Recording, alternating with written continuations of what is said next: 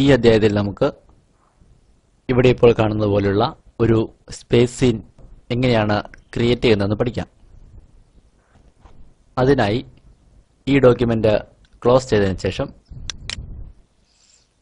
നമുക്കൊരു പുതിയ document create ചെയ്യാം. ഇവിടെ 500 × 500 എന്ന സൈസിൽ നമുക്കൊരു പുതിയ ഡോക്യുമെന്റ് ക്രിയേറ്റ് ചെയ്യാം.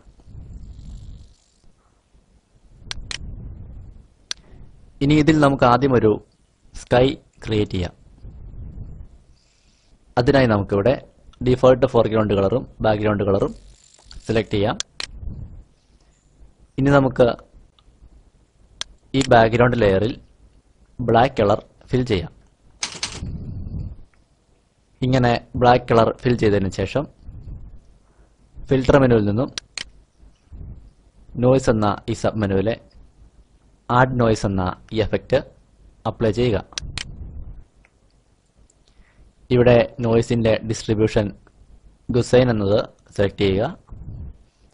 അതുപോലെ ഇവിടെ മോണോക്രോമാറ്റിക് എന്ന ഈ ഓപ്ഷനും ആക്റ്റീവ് ചെയ്യുക. ഇവിടെ നമുക്ക് ഇതിന്റെ എമൗണ്ട് ചേഞ്ച് ചെയ്യാവുന്നതാണ്. ഇപ്പോൾ ഇവിടെ കാണുന്ന പോലെ എമൗണ്ട് ചേഞ്ച് ചെയ്തതിനു ശേഷം ഓക്കെ ബട്ടൺ ക്ലിക്ക് ചെയ്യുക. ഇനി ഇമേജ് മെനുവിലെ അഡ്ജസ്റ്റ്മെന്റ്സ് എന്ന ഈ സബ് മെനുവിൽ നിന്നും ലെവൽസ് എന്ന ഈ ഓപ്ഷൻ സെലക്ട് ചെയ്യുക. അതിനുശേഷം ഇവിടെ ഇതിന്റെ ലെവൽ വാല്യൂ ഇതുപോലെ കൂട്ടുക. ഇങ്ങനെ കൂട്ടുമ്പോൾ നമുക്ക് ഏത് തരത്തിലുള്ള സ്കൈ ആണ് വേണ്ടതെന്ന് നമുക്ക് സെലക്ട് ചെയ്യാവുന്നതാണ്. നമുക്കിപ്പോൾ ഇതുപോലെ ഒരു സ്കൈ സെലക്ട് ചെയ്യാം.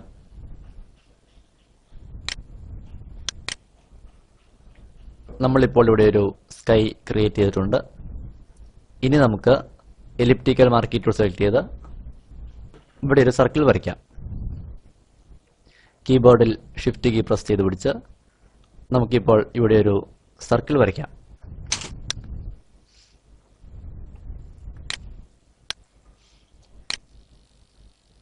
ഇതുപോലെ ഒരു സർക്കിൾ വരച്ചതിന് ശേഷം ഇവിടെ ഫോർഗ്രൗണ്ട് കളറും ബാക്ക്ഗ്രൗണ്ട് കളറും ഇതുപോലെ ചേഞ്ച് ചെയ്യുക. ഫോർഗ്രൗണ്ട് കളറും ബാക്ക്ഗ്രൗണ്ട് കളറും ഇതുപോലെ ചേഞ്ച് ചെയ്തതിനു ശേഷം ഒരു ന്യൂ ലെയർ സെലക്ട് ചെയ്ത് നമുക്ക് ഈ സർക്കിളിനുള്ളിൽ ഒരു കളർ ഫിൽ ചെയ്യാം.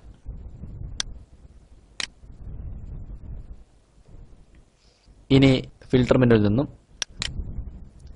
റെൻഡർ എന്ന ഈ സബ് മെനുവിലെ ഡിഫറെന്റ് ക്ലൗഡ്സ് എന്ന ഈ എഫക്റ്റ് നമ്മൾ സെലക്ട് ചെയ്ത ഈ ലെയറിൽ അപ്ലൈ ചെയ്യുക. ഇതുപോലെ ഡിഫറെന്റ് ക്ലൗഡ്സ് അപ്ലൈ ചെയ്തതിനു ശേഷം നമുക്കൊരു നല്ല റിസൾട്ട് കിട്ടുന്നത് വരെ ഡിഫറെന്റ് ക്ലൗഡ്സ് അപ്ലൈ ചെയ്തുകൊണ്ടിരിക്കുക. ഇതുപോലെ ഒരു എഫക്റ്റ് കിട്ടുന്നത് വരെ ഡിഫറെന്റ് ക്ലൗഡ്സ് അപ്ലൈ ചെയ്യുക.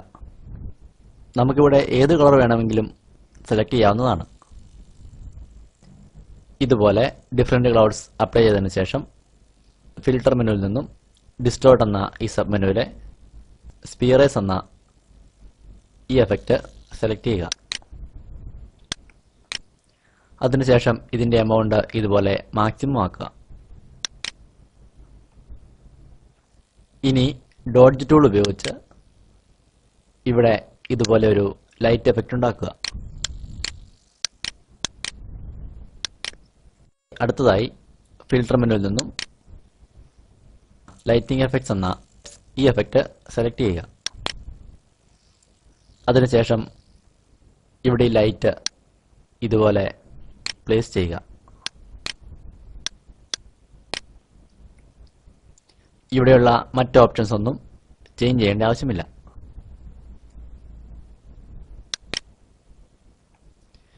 ഇപ്പോൾ ഇവിടെ നമ്മളൊരു പ്ലാനറ്റ് ക്രിയേറ്റ് ചെയ്തിട്ടുണ്ട്. ഇനി അടുത്തതായി നമുക്ക് അഡ്ജസ്റ്റ്മെന്റ്സിലെ ഹ്യൂ സാച്ചുറേഷൻ എന്ന ഈ ഓപ്ഷൻ സെലക്ട് ചെയ്ത് ഈ ഇമേജിന്റെ ഹ്യൂ സാച്ചുറേഷൻ എന്നിവ ചേഞ്ച് ചെയ്യാം. ഇതുപോലെ ഇതിന്റെ ഹ്യൂ സാച്ചുറേഷൻ എന്നിവ ചേഞ്ച് ചെയ്തതിനു ശേഷം ഓക്കെ ബട്ടൺ ക്ലിക്ക് ചെയ്യാം. ഇനി ഇതിൽ ഫിൽട്ടർ മെനുവിൽ നിന്നും ടെക്സ്ചർ എന്ന ഈ സബ് മെനുവിലെ ക്രാക്കുലർ എന്ന ഈ എഫക്റ്റ് അപ്ലൈ ചെയ്യുക.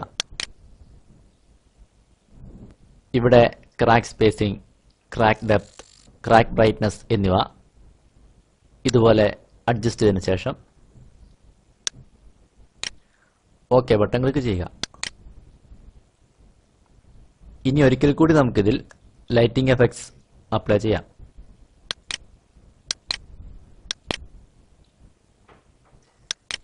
ഇവിടെയുള്ള ഈ ഓപ്ഷൻസ് ഒന്നും ചേഞ്ച് ചെയ്യേണ്ട ആവശ്യമില്ല. അതുപോലെ ഈ ലൈറ്റിനെ ഈ ഭാഗത്ത് പ്ലേസ് ചെയ്തതിനു ശേഷം ഓക്കെ ബട്ടൺ ക്ലിക്ക് ചെയ്യാം. നമുക്കിനി ഈ ബാക്ക്ഗ്രൗണ്ട് ലെയറിൽ ഒരു ലെൻസ് ഫ്ലെയർ അപ്ലൈ ചെയ്യാം. നമുക്ക് ലെൻസ് ഫ്ലെയറിനെ ഈ ഭാഗത്ത് പ്ലേസ് ചെയ്യാം. ഇവിടെ ഇതിന്റെ ബ്രൈറ്റ്നസ് ഇതുപോലെ ക്രമീകരിച്ചതിന് ശേഷം ഓക്കെ ബട്ടൺ ക്ലിക്ക് ചെയ്യാം.